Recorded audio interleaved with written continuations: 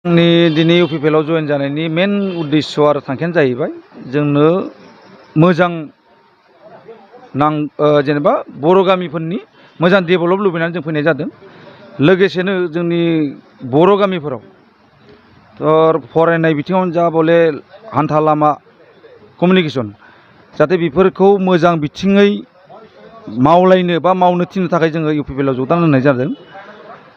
जोंनि मेन रिजनानो बेनो जेनेबा जोंनि बर'नि जिखिनि समस्याफोर जाहाथे मोजां नोजोरजों नायलायनानै जोंनि इउपिपिएल दोलोनि दैदेनगिरिफोरा मोजाङै मावलायो बा बे मावलायनो थिननो थाखाय जों फैनाय जादों।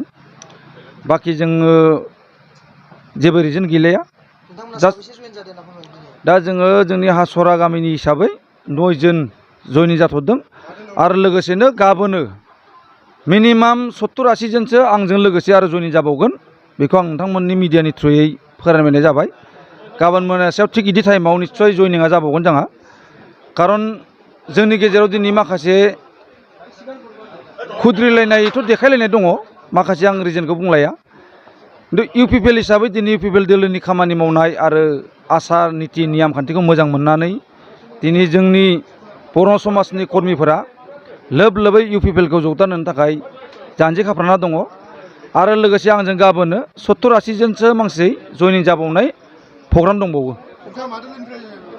आं ओरैनोथ' एक्स बिल्ड हिसाबै आङो खामानि मावबोदोंमोन आरो बिपिएफनि आं सासे कर्मिमोन, साधारन कर्मि हिसाबै आं खामानि मावबाय थादोंमोन। बिपिएफखौ जन्म होबोनायनिफ्राय निस्सय जोंनिबो एसे अबदान दङमोन बर' जातिनि गेजेराव।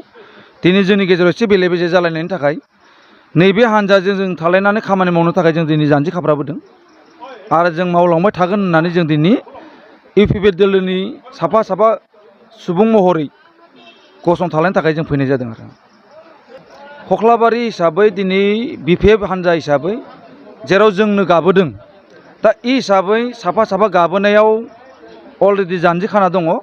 आं बे खोन्थाखौ रोखा बुंगोन, गाबोनो बिखम मोजां मोजां बिपिएफनि कर्मि आं बायदि फैबावनो जानजि खाना दङ आरो नोंथांमोना नोंथांमोननि चेनेलनि गेजेरजों रोखायै देखायनो हागोन आरो आं देखायगोन।